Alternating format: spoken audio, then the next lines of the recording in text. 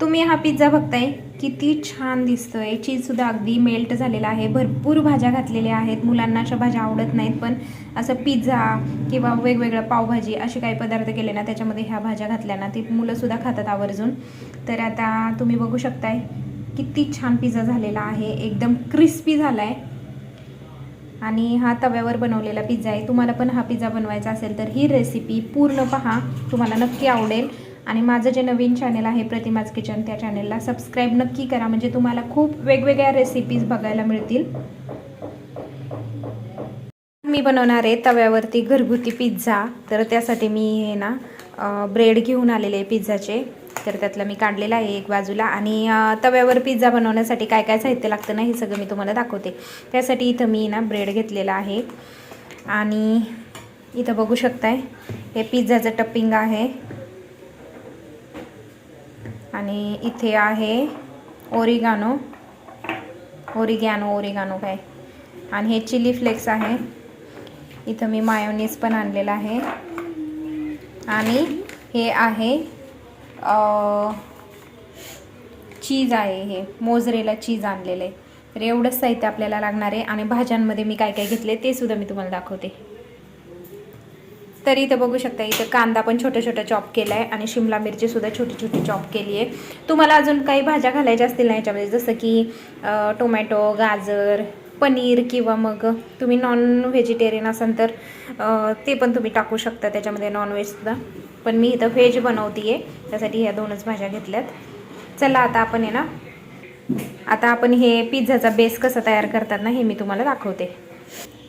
तर आता मी एक पिझ्झा बेस घेतला आहे. आता ह्याच्यावरती आपण आहे ना पिझ्झाचं टप्पिंग लावणार आहे. त्यासाठी 1 चमचा मी टप्पिंग घेते. हे पिझ्झाचं टॉपिंग का टॉपिंग इथे 1 चमचा घेतला आहे मी. आता मेयोनीज सॉस पण घेणार आहे. हे बघू शकते, हेलमन्स. घरच्या घरी तव्यावर सुद्धा पिझ्झा खूप भारी होतो. एकदा असा पिझ्झा माझ्या पद्धतीने नक्की ट्राय करून बघा, खूप भारी आणि टेस्टी लागतो. तर आता मेयोनीज आणि हे पिझ्झाचं टॉपिंग आहे ना, ते एकत्र करू आपण. आणि हे सगळं असं या ब्रेडला लावून घेऊया.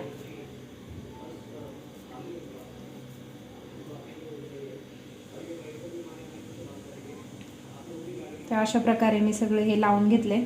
आता ह्याच्यावरती आपण आहे ना थोडंसं ना चीज घालणार आहे.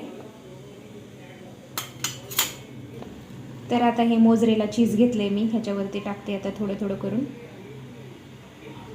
तुम्हाला चीज जास्त आवडत असेल तर तुम्ही जास्त सुद्धा टाकू शकता. आता आपण ह्याच्यावरती ना एक एक करून अशा भाज्या ठेवूया.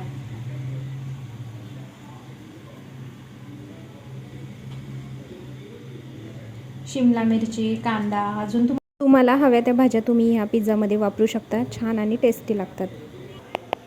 आता सगळ्या भाज्या टाकून झाल्यात. आता आपण ह्याच्यामध्ये थोडं थोडं ओरिगानो टाकूया. बस. ह्याच्यामध्ये चिली फ्लेक्स टाकते.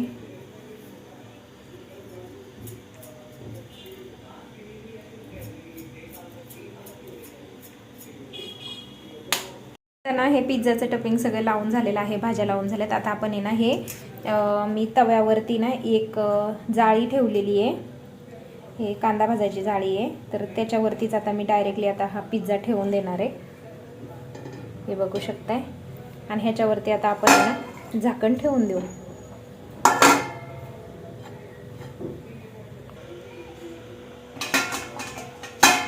गॅसची फ्लेम आहे ना मीडियम आहे. मीडियम गॅसवरतीच आपल्याला हा पिझ्झा करायचा आहे. तर आता हा पिझ्झा जवळजवळ मी 10 मिनिटं असाच बेक होऊ देणार आहे. त्यानंतर मग मी दाखवते तुम्हाला. तर आता आपला पिझ्झा रेडी झालेला आहे आणि आता दाखवते मी तुम्हाला. इथं खालच्या साईडनं सुद्धा पिझ्झा खूप छान असा बेक झाला आहे. हे बघू शकताय, कुठेही जळाले नाही खालच्या साईडने. एकदम भारी होतं तव्यामध्ये सुद्धा. आता वरच्या साईडनं बघूया आपण, चीज मेल्ट झाले की नाही, भाज्या शिजल्यात की नाही ते बघूया. हे बघू शकताय, अगदी परफेक्ट पिझ्झा झालेला आहे. आणि आता आपण हा पिझ्झा काढून घेणार आहे. चीज सुद्धा किती छान मेल्ट झाले, भाज्या सुद्धा खूप छान अशा शिजलेल्या आहेत. अशा प्रकारे तव्यामध्ये पिझ्झा तुम्ही नक्की एकदा ट्राय करून बघा, खूप भारी आणि खमंग लागतो खायला. तर आता हा पिझ्झा आपण काढून घेऊया. तर आता पिझ्झा तयार झालाय आणि आता आपण हा पिझ्झा कट करून घेऊया. हे बघू शकताय किती क्रिस्पी झालाय, तुम्हाला आवाज येत असेल.